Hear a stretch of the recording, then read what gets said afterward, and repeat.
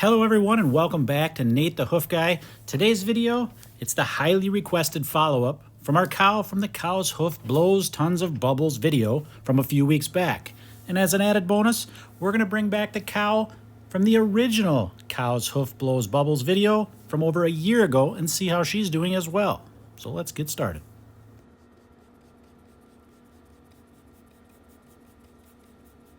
So a little recap of that first video. We had a cow with a right front foot. She didn't really want to put any weight on it. So we identified the problem area in that foot, and we were able to diagnose and find exactly what was causing the discomfort.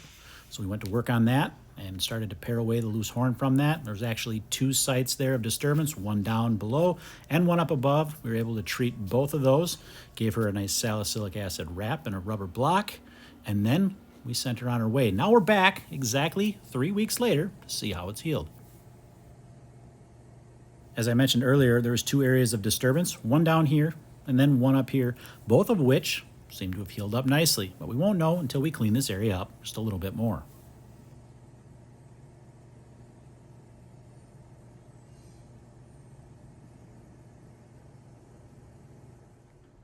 Now, if you notice, this claw is really dark in color, especially toward the top there.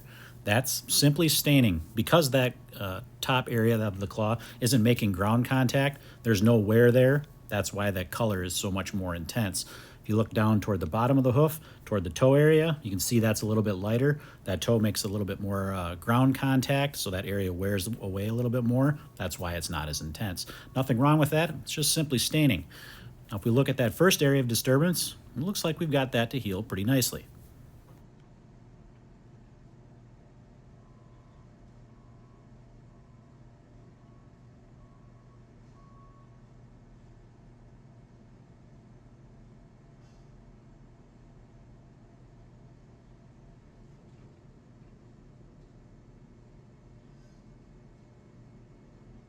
So all I'm really checking here is to make sure that this white line junction is sound, where that outside wall and that sole meet. I want to make sure that junction's sound. There's no hidden problems there. The only thing really left to check is this heel bulb area to make sure that no dermatitis is there, and then we'll move on.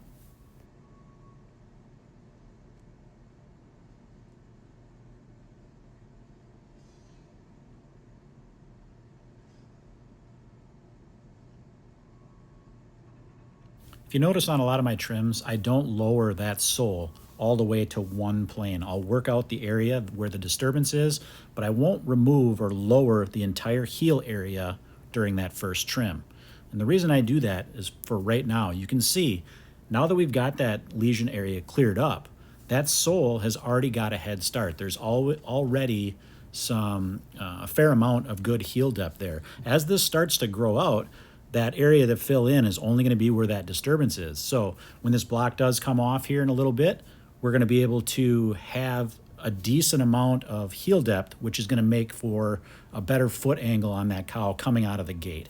If we were to have lowered that sole all the way down, it's going to take that much longer to get to full thickness again.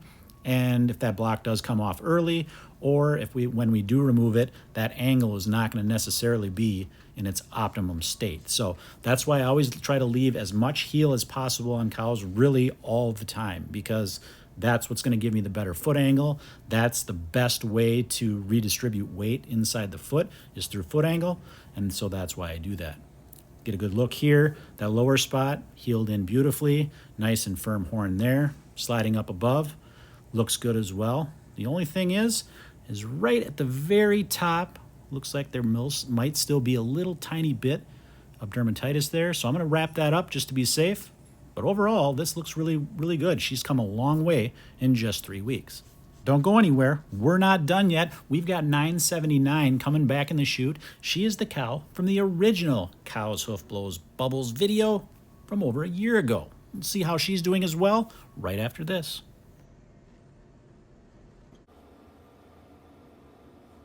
Now she's ready to go. Now, if you remember back to that first video, she didn't want to put weight on that foot even after we let her out of the chute. And today, she's walking much better. A couple weeks, we'll pop that block off and she'll be good to go. Now, let's bring back 979 This trim has gotten over 45 million views just on YouTube alone in the last year, and this is what her foot looks like today. That white line area, which was the problem then, looks perfect today. That's all we want to see when we trim cows. Perfect healing with a nice, perfect foot when we're done. And she is going back to continue on her days, providing us with food. As always, guys, thanks for watching, and we will see you all on the next one.